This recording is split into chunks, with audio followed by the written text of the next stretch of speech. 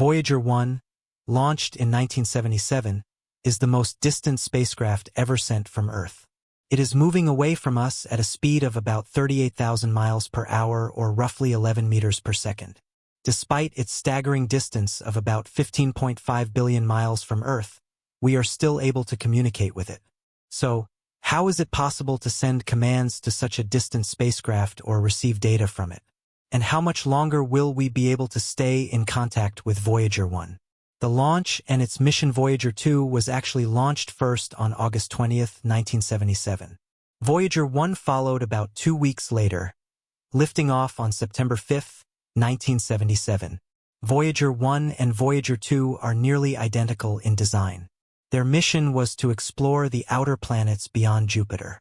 Rocket engines alone could not provide the necessary speed.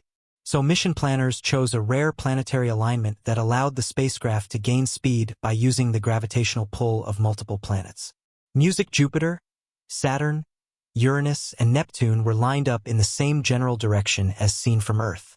This alignment will not occur again until the year 2150. Jupiter, Saturn, and beyond Voyager 1 flew past Jupiter and Saturn, sending back breathtaking images along the way. This image shows the atmosphere of Jupiter. It also confirmed the presence of Jupiter's faint rings. Voyager discovered active volcanoes on Jupiter's moon Io. It then headed towards Saturn.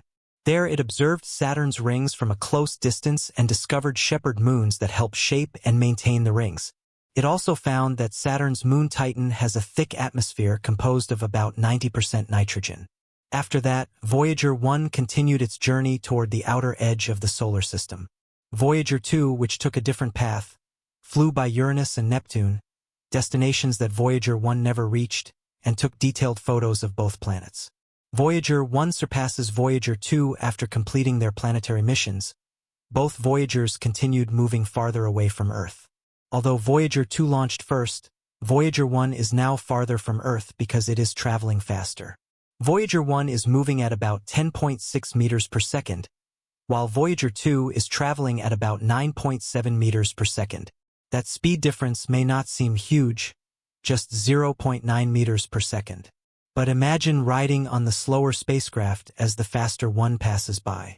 In just 1 second, Voyager 1 would be 0.9 miles ahead. Exiting the heliosphere. The two spacecraft have now exited the heliosphere. The terms solar system and heliosphere have significantly different meanings. The heliosphere is the bubble-like region of space dominated by the solar wind. The solar wind consists of charged particles emitted by the sun. It forms a sphere around the sun. But as the sun moves through the galaxy, the solar wind is compressed in the front and stretched out behind, creating a bubble shape. Voyager 1 and Voyager 2 have both crossed this boundary and exited the heliosphere. This graph shows actual data from Voyager during that moment. The lower graph shows the number of solar origin particles dropping, while the upper graph shows a sudden increase in particles coming from interstellar space. So the heliosphere marks the limit of the sun's influence via the solar wind. The solar system itself is much larger. For example, the Oort cloud lies far beyond the heliosphere. The Oort cloud is a theoretical region filled with icy bodies and rocks surrounding the sun in a vast spherical shell. According to some estimates, it will take Voyager another 300 years to enter the Oort cloud and about 30,000 years to exit it. How we talk to Voyager. We can still send commands to the Voyagers and receive scientific data from them. But how is communication possible over such vast distances? Each Voyager has a dish antenna that is 12 feet across. This is the iconic feature most people imagine when they think of the spacecraft. The antenna emits a very narrow beam of radio waves with just 22 watts of power, the equivalent of a household light bulb. It takes about 22.5 hours for a signal to reach Earth. For comparison, it takes just over 1 second for light to travel from the Earth to the Moon and about 20 minutes to reach Mars. This puts the Voyager's distance into perspective. NASA's Deep Space Network radio waves weaken with distance following the inverse square law. So by the time Voyager's 22-watt signal reaches Earth, it has faded to just a tiny fraction, less than 1/trillionth of a watt and then another billionth of that. To detect such faint signals, NASA uses massive antennas. These antennas are 230 feet in diameter and are part of the Deep Space Network.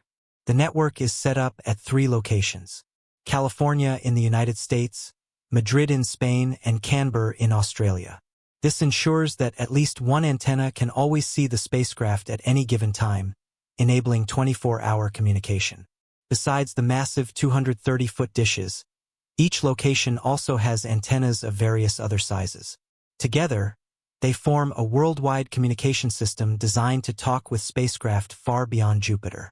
Thanks to these giant antennas, we can continue sending commands and receiving data from Voyager. Voyager's power source, but transmitting and running instruments also requires power. Voyager does not use solar panels because the sun is too faint at such great distances. Instead, it uses nuclear power radioisotope thermoelectric generators which convert the heat from decaying plutonium into electricity.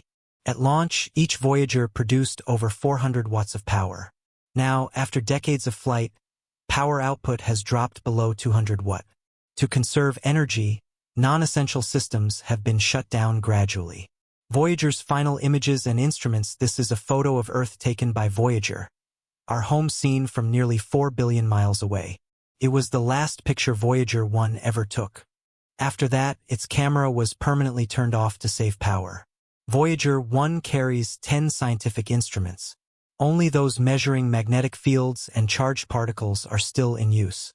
With just these, it continues to study the interstellar environment beyond the heliosphere. However, power output from the nuclear battery continues to decline. NASA is carefully planning when to shut down each remaining instrument. Even after all instruments are turned off, Voyager will still be able to transmit basic information like its location. Music. Over the decades, the Voyagers have encountered some technical issues. Voyager 2's antenna problem in 2023. Voyager 2 experienced a problem when its antenna drifted off by just 2 degrees. That may not sound like much, but at billions of miles away, even a tiny angle shift is critical. It was enough to cut off communication entirely. NASA had anticipated this scenario. Voyager was pre-programmed to automatically correct its orientation a few times each year. Sure enough, it reoriented itself and communication was restored. Voyager 1's software glitch. Voyager 1 also ran into trouble when a software issue caused it to send data through a deactivated computer. NASA spent months diagnosing the problem and eventually sent a new command directing it to use a working computer, resolving the issue. Preparing for future challenges. NASA is also planning for future problems such as thruster valve blockages. The Voyagers use small thrusters to maintain their orientation for communication. These thrusters fire in short bursts unlike main engines, and over decades propellant residue can build up and clog the plumbing. NASA updated the software to extend the duration of each thruster firing. This reduces the number of times the thrusters need to fire and is expected to extend their life by about 5 more years. Despite these challenges, both Voyagers continue their journey and maintain communication with Earth. However, as they get farther away, signal strength continues to decline. NASA expects that by 2036, communication will likely end. That means we have at most about 10 years left to communicate with Voyager 1. Voyager's legacy. Beyond expectations. Voyager 1 and Voyager 2 were launched in 1977. Their mission was originally planned to last only 5 years. However, they have been operating for more than 40 years, far exceeding the initial plan. They have left the heliosphere and continue to send data back to Earth. The memory capacity of the Voyagers is about 13 millionth of that of a modern smartphone. Their communication speed is about 138,000th of today's standard. Although the technology was state-of-the-art at the time, it has now become outdated. Despite carrying old equipment, these probes have reached the farthest points from Earth and represent the forefront of space exploration. By transmitting very weak radio signals, they stay connected to Earth and will continue to travel through unexplored space in the future. Heat. Music. Heat. Music. Oh hey,